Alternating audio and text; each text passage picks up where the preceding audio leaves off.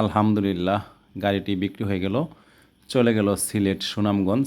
তো ভাইয়ের জন্য অনেক অনেক শুভকামনা। তো যাদের EX2 পিকআপ প্রয়োজন তারা আমাদের সাথে যোগাযোগ করতে পারেন।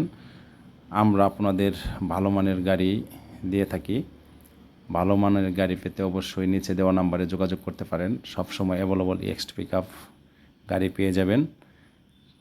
তো দেখতে পাচ্ছেন একদম সুপার ফ্রেশ কন্ডিশন, এই মডেলেরই সব গাড়ি পেয়ে যাবেন, সব বাজেটেরই গাড়ি পেয়ে যাবেন।